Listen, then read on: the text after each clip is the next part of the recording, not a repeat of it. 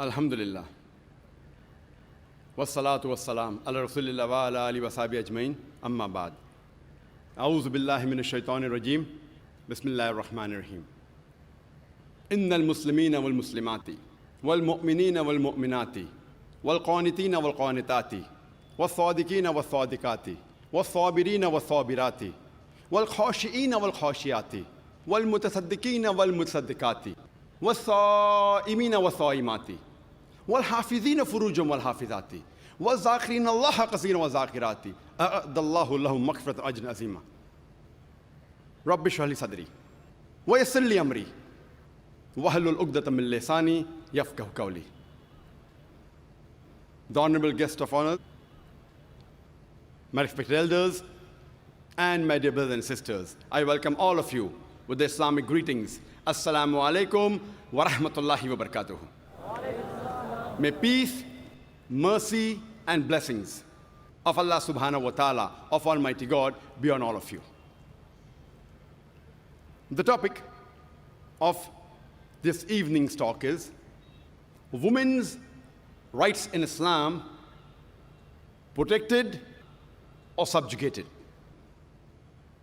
Women's rights, according to the Oxford Dictionary, are those rights that promote a position of social and legal equality of women with men. Women's rights, according to Oxford Dictionary, means rights that promote a position of social and legal equality of women with men. I'm not too much concerned about the conclusions, the modern ideas, and the categorical statements made by scientists and unexperienced armchair experts as how a life should be led by a woman. I'm going to base my conclusions on experience which has been proven by facts. Because experience and holistic truth is the sure test between the gold of truth and the glitter of theory. We have to check our intellect, because many a time our mind can go astray.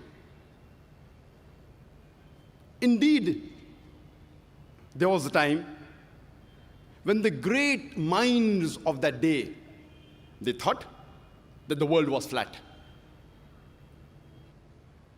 If we agree with how the Western media portrays the women's rights in Islam, we have no option but to agree that the women's rights in Islam, they are subjugated and they are not protected. The Western talk of women's liberalization is nothing but a disguised form of exploitation of a body, of deprivation of honor, and degradation of a soul. The Western society, claiming to uplift the woman, have actually degraded her to a status of concubines, mistresses, and society butterflies, which are employed as mere tools in the hands of sex marketers and pleasure seekers, which are hidden behind the colorful screen of art and culture. Islam gave women their due rights 1400 years ago. In the Yawm al-Jahiliyyah, it was known as the days of ignorance. Islam gave women the due rights. If we go back into history and analyze, when we read the history of Babylonian civilization, at that time, if a man committed murder, instead of him being punished, his wife was put to death. When we read the history of the Greek civilization,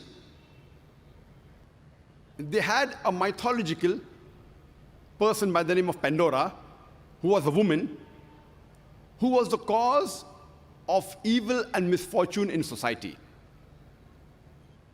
In the Greek civilization, the women were used for sex and pleasure. When we read the history of Roman civilization, When the Roman civilization reached its peak, a man was permitted to even kill his wife. Women were used for sex and pleasure. Nudity and promiscuity was common. When we read the history of the Egyptian civilization, they considered the woman as a sign of the devil. When we read the Arab civilization before the Quran was revealed, very often when a female child was born, she was buried alive. Alhamdulillah. Praise be to Allah. After the revelation of the Quran, and after the teachings of Prophet Muhammad, peace be upon him, the last and final messenger of the Creator Allah subhanahu wa ta'ala, the woman got the due rights. It uplifted the status of the woman. Imagine in the days of ignorance, it was known as Yawm al-Jahiliyyah. The Arabs were the most ignorant people of that time. And after the revelation of the Quran, the women, they got the due rights. Before we discuss the women's rights in Islam, I would like to point a few things. Muslims today, approximately, they constitute 20 to 25% of the world population. 1/5 to 1/4 of the world population today are Muslims. Some Muslim societies, they're close to Islam, while the others, they are far away from Islam. If anyone wants to judge the women's rights in Islam, he should not judge according to what Muslims do or what the Muslim society does. The women's rights in Islam should be based on the authentic sources of Islam. The authentic sources of Islam are the glorious Quran, the last and final revelation of Almighty God, and the authentic Hadith of the last and final messenger, Prophet Muhammad, peace be upon him. So women's rights in Islam should only be judged and based on the authentic sources of Islam, the glorious Quran, and the authentic sayings of the beloved Prophet Muhammad sallallahu alaihi wasallam. The Quranic verses will never contradict among themselves. Neither would the Sahih Hadith. The Quran and the Sahih Hadith, they're in conformity. They will never contradict themselves. Yet we find that there are Muslim scholars, they have difference of opinion in many aspects of the woman. The main reason is that these scholars, they quote one particular verse of the Quran and neglect all the other verses of the Quran. The Quran should be read as a whole. And if we read the Quran as a whole, most of these differences will be solved. It's the duty of every true Muslim, whether man or woman, to seek the pleasure of Allah subhanahu wa ta'ala, Almighty God.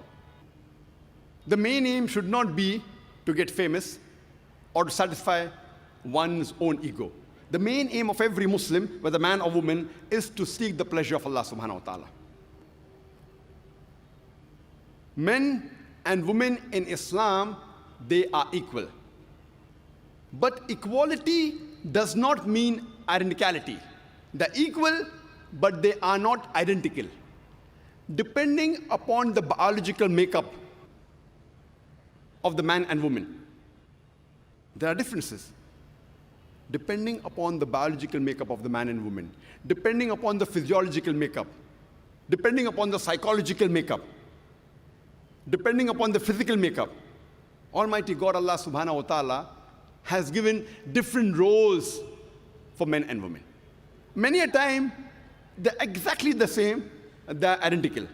And sometimes they differ depending upon the biological background, the physiological background, the psychological background, the physical background. He is our creator. He knows what is best for us. I have divided my talk, the women's rights in Islam, into 6 broad headings. The spiritual rights of the women in Islam, the economic rights of the women in Islam, the social rights of the women in Islam, the educational rights of the women in Islam, the legal rights of the women in Islam, and the political rights of the women in Islam.